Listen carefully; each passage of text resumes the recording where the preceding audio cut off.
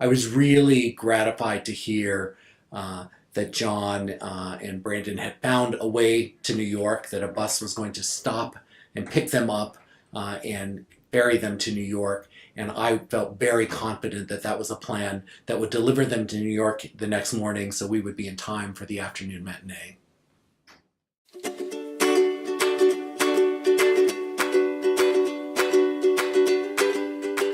The firemen graciously cooked us breakfast and then drove us over to where the other bus was going to come pick us up, which some people got to ride in the fire truck.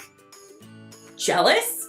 I immediately heard one of them say, we probably aren't going to be able to fit everyone in the trucks here, so we'll probably drive a couple people over in the fire truck. So I immediately latched onto the fire truck because I was like, I'm going to ride in the fire truck. I am absolutely going to ride in the fire truck. When we finally got there, we had to wait about 30 minutes in the cold, and there was this box truck that we all just sort of huddled against to try to keep warm.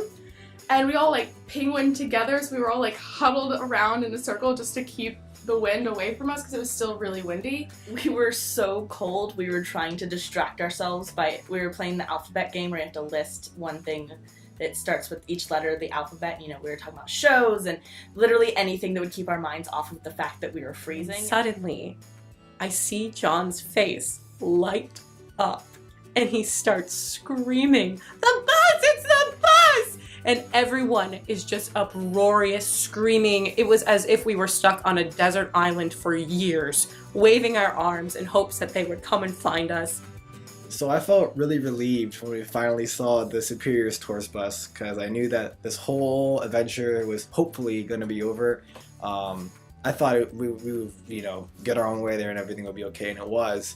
But it was just, I knew like, all I could think about was like warmth. I just want to feel some warmth. Relieved, but also anticipation. That was just the start of the day. So I knew that we had to get on the bus, get to New York. We still had plenty of other things to do once we got to New York. So it was fantastic because, we now could get to New York. That was really all that we needed. I remember them telling us that they were going to be kind of not happy that they were making this stop for us, and so when she was really nice, when everyone was kind of just very like, come on in, it gave me this big sense of relief, and it honestly just felt like everything had ended up fine. It was the craziest thing. It was incredible. The whole bus was clapping for us, like clapping for the fact that we were going to where we were supposed to go, and we somehow survived this whole ordeal. And I remember the tour guide of this bus, she ended up, the first thing she said to us, she's like, oh my gosh, it's like your own little Come From Away, the musical. And this whole time we had this running joke about how this is like our own little Come From Away story, much like to a much less degree, obviously.